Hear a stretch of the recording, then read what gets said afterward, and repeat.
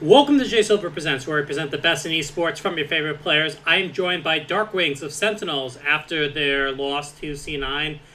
But you did have a pretty entertaining game, I would say. Darkwings, thank you so much for speaking with me.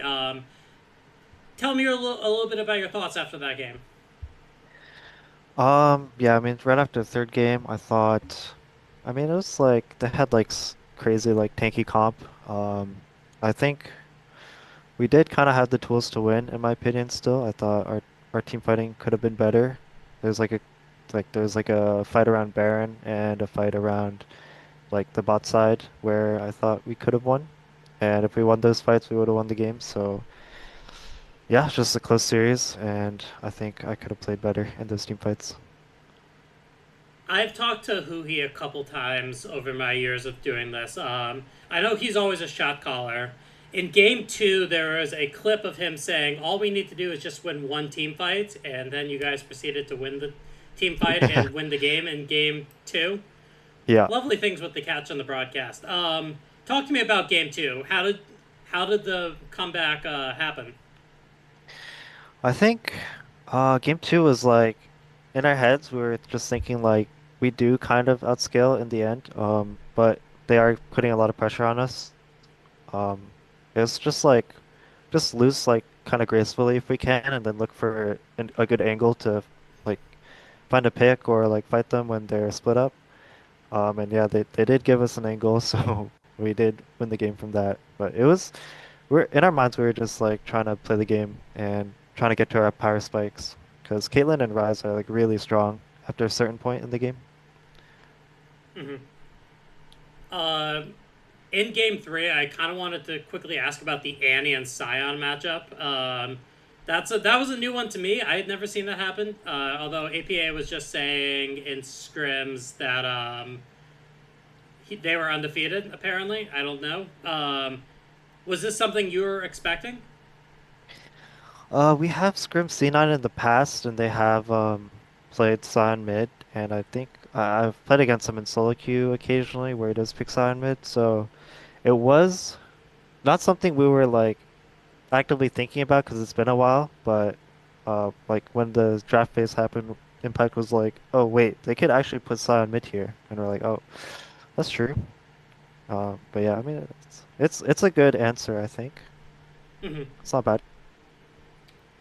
So talk to me a little bit about the mid lane. I know in today's game you pulled out Galio, you pulled out the Annie. I forgot who you played game one, but what Yeah, are your Galio, thoughts on Rise, Annie. what Yeah, was that? sorry. Continue. No, Galio, Rise, and Annie. Rise was the one I was missing. Yeah. Um, just walk me through a little bit about what do you think about your thoughts on the current mid lane pool. I do think the game is kind of early to like mid game focused right now on like heavily focused on like team fighting and stacking dragons. So these are kind of like I feel like the mid pool is kind of just like kind of facilitators. Like either they help your side laners, or they like scale really well. I mean, honestly, I think the only mid laner that scales really well is kind of like Ryze right now. The rest are kind of like they're okay. Um, like Azir's kind of weak scaling, so it's just a lot of like playmaking in mid lane right now. Mm-hmm. Would you consider a Nivea a playmaker? Because I know that's been a contentious pick for a couple teams now. Yeah, I do think Anivia is the playmaker. Like her wall does create a lot of like pick potential, like, especially against like the immobile like bot lanes that are coming up right now. And her scaling's like, I mean, it's decent. So Anivia is definitely strong in the meta right now. Mm-hmm. All right. Next week you are playing FlyQuest. FlyQuest has uh, been emerging as well as you guys, being two or new teams. What are your thoughts Yeah. about FlyQuest heading into that game? I think I just watched their series today where Griffin was kind of steamrolling the early game as Nocturne, just like permanent invading. Um, but yeah, I think against FlyQuest, just need to make sure we have like good early game plans and yeah, I mean just keep trying to improve on what we're doing. But I think the matchup should be entertaining series for sure. Mm-hmm.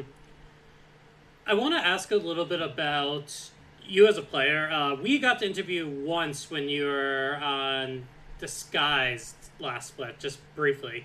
Hmm. This is really your real rookie split, if you would consider it. Yeah. I'm kind of, and there's a lot of talk about a lot of the rookies who came up from the NACL. I remember watching you a lot when you were in NACL. Do you think there's a bit of pressure to say, like, hey, I'm still one of the newer players, but I can play with the best of them? I don't know if there's like pressure in a sense. I do still feel like I am kind of newer to the LCS scene, even though like I don't think I have a chance of like being like rookie of the year or anything. I don't think I'm even qualified for that anymore. I'm not sure actually, but I don't know. yeah. It's been a, I know they always Which change kind of the rules. sucks. But I mean, I think I don't really care too much about that. I kind of just want to be able to prove that like I am like a good mid laner, and that's just like I've just been working towards that the whole time. Mhm. I'm also curious about Sen City. I know that that's more of a Valorant thing, but I know Sentinels does have a giant fan base. So I'm kind of curious. Has that ever crossed your mind how big Sentinels has gotten, and now you get to be a part of this? I mean, yeah, like when I first like was talking to Sen, I was like, damn, like Sentinel's such a big organization. It's actually pretty crazy that they're talking to me. Um, but yeah, I mean, just like it's definitely way bigger in Valorant than in League. So, it's like, I mean, it's a fun experience just to be in the same room as like the Valorant people, and also just like seeing everyone like in the Sun City, like I guess the community. So it's cool. Lastly, we talked about the fans a little bit. Is there anything you'd like to say to the fans? Um, just thank you for supporting and watching the LCS and me, and yeah, just thumbs up. All right, but that's all the questions I have. Darkwings, thank you so much for speaking with me, and best of luck in your games next week.